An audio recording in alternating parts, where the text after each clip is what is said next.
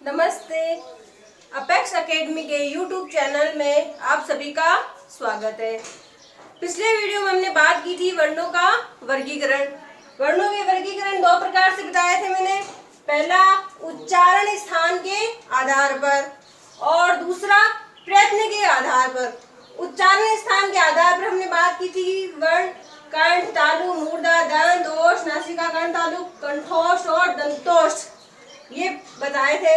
आज हम बात करेंगे प्रयत्न के आधार पर जो वर्गीकरण है उसकी बात करेंगे। प्रयत्न के आधार पर दो प्रकार है, पहला आभ्यंतर प्रयत्न और दूसरा बाह्य प्रयत्न। पहले हम बात करते हैं आभ्यंतर प्रयत्न की। इसका अर्थ क्या है? व्यंजन के उच्चारण के प्रारंभ में, यानी कि जब हम व्यंजन को बोलते हैं उसी के प्रारंभ में जो प्रयत्न लगता है, ठीक है, उसे क्या कहते हैं?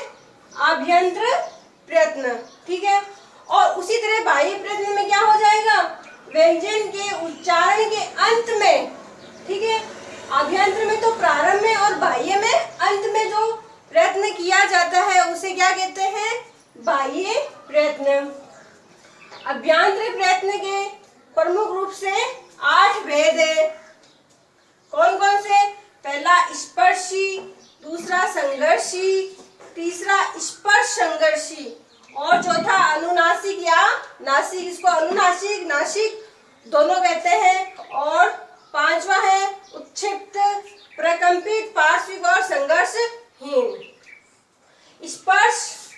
स्पर्श व्यंजन में कौन कौन से आ जाएंगे? स्पर्शी में क से लेकर म तक, यानी कि क वर्ग, च वर्ग, ट वर्ग, ठीक है। ये क से लेकर म तक कुल 25 वर्ण है, वो किसमें आते हैं? स्पर्शी में। और संघर्षी में श, श, श, ह, इन वर्णों को क्या कहते हैं? संघर्षी, यानी इनको ऊष्म व्यंजन भी कहते हैं। ऊष्म व्यंजन। संघर्षी में कौन कौन से आएंगे? ऊष्म व्यंजन कौन कौन से? श, श, श, ह। अब है स्पर्श संघर्षी। स्पर्श संघर्षी में कौन से आएंगे? च, छ, झ, झ। ये चार स्पर्श संघर्षी में भी आते हैं और स्पर्शी में भी आते हैं। लेकिन हमें ध्यान रखना है कि अगर ऑप्शन में हमारे पास ये दोनों हो तो हमें अगर च, छ, झ का पूछे तो स्पर्शी पर ही राइट करना है। अगर ये नहीं हो तो केवल स्पर्श पे करना है, ठीक है। अगला हम बात करते हैं अनुनासिक या नासिक। ण, य, ण, न, म, इनको क्या कहते हैं? अनुनासिक। उत्क्षिप्त, उत्क्षिप्त का अर्थ क्या होता है? फेंका हुआ, ठीक है।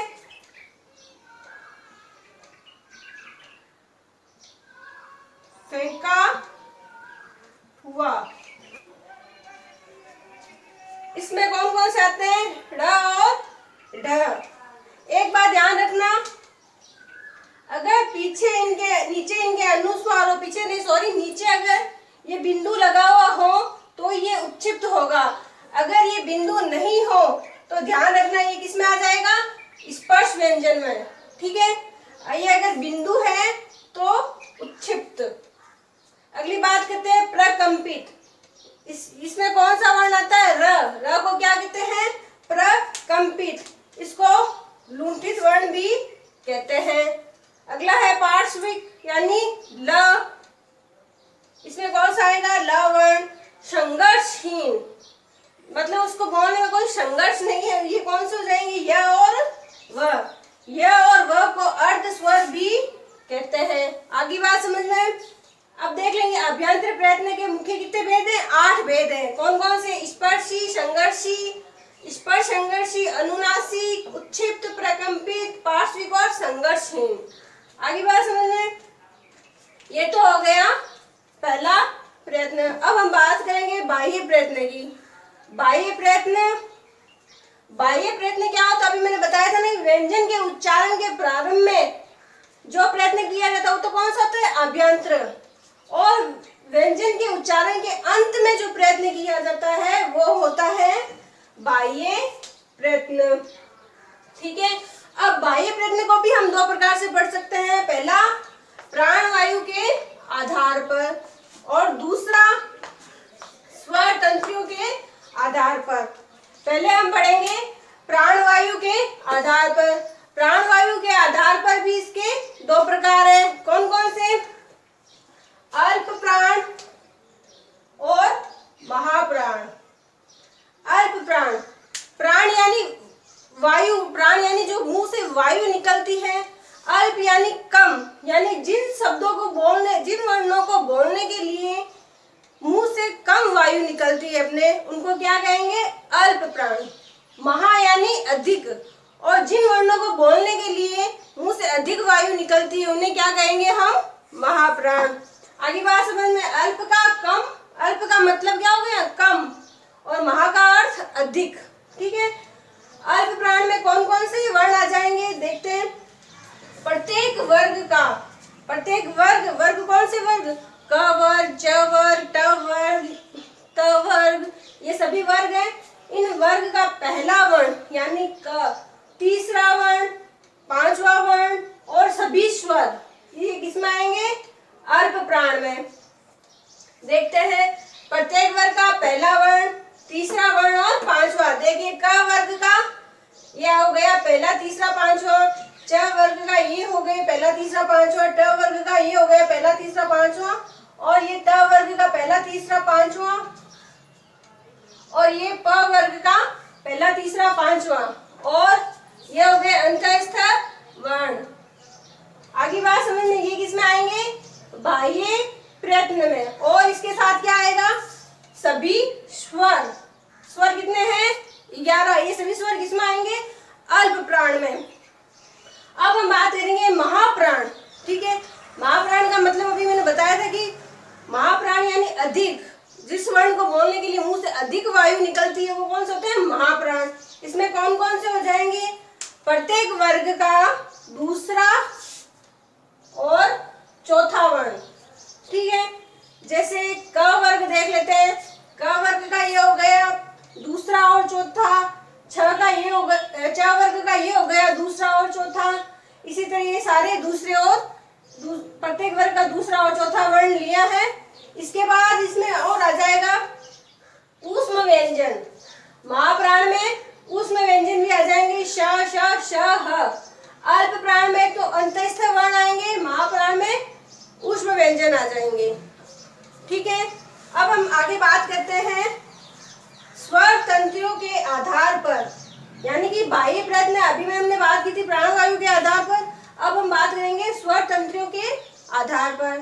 स्वर तंत्रियों के आधार पर भी दो प्रकार के हैं। पहला घोष, पहला है अघोष, दूसरा है घोष या सघोष। घोष, अघोष यानी घोष का मतलब तो होता है नाद होना, आवाज होना। अघोष यानी कोई आवाज नहीं होना, यानी कि जिन वर्ण को बोलने के लिए मतलब आवाज गूंजती नहीं है, प्रकंपित नहीं होती, तो वो वर्ण कौन से कहलाएंगे? अघोष। ठीक है। और घोष, इसमें नाम से पता चलता है घोष यानी गूंज होती है, आवाज होती है। वे कौन से वर्ण हो जाएंगे जिनको बोलने के में आवाज होती है, गुंजन होती है, वह घोष। या अब हम देखते हैं अघोष। अघोष वर्ण में कौन कौन से होंगे? प्रत्येक वर्ग का, वर्ग मैंने आपको बता दिए, जैसे क वर्ग, च वर्ग, ट वर्ग, त वर्ग, प वर्ग, ये 5 वर्ग है। इसमें प्रत्येक वर्ग का पहला व दूसरा वर्ण, ठीक है, और ऊष्म व्यंजन। ये देखिए, ये हो गया पहला वर्ग, क वर्ग का पहला और दूसरा, ये च वर्ग का पहला दूसरा, ये ट वर्ग का पहला दूसरा, ये त वर्ग का पहला और दूसरा, ये प वर्ग का पहला और दूसरा। यानी ये 5 वर्ग है, इनका पहला दूसरा वर्ण और ऊष्म व्यंजन। ऊष्म व्यंजन को, ऊष्म व्यंजन में क्या है, हम ह नहीं लेंगे, इसमें ह नहीं लेंगे। ठीक है। अघोष में ये सारे वर्ण आ जाएंगे। अब बात करते हैं घोष या सघोष। सघोष में प्रत्येक वर्ग का तीसरा, चौथा, पांचवा वर्ण। ठीक है। और क्या है? अंतःस्थ वर्ण। इसमें आगे ऊष्म, तो इसमें क्या आ जाएंगे? अंतःस्थ वर्ण और सभी स्वर। ठीक है। अब देखते हैं प्रत्येक वर्ग का तीसरा और चौथा वर्ग। मैंने अभी आपको बता दिए, ये देखिए क वर्ग का तीसरा चौथा, च वर्ग का तीसरा चौथा पांचवा, और ये ट वर्ग का तीसरा चौथा पांचवा, ये प वर्ग का तीसरा चौथा पांचवा।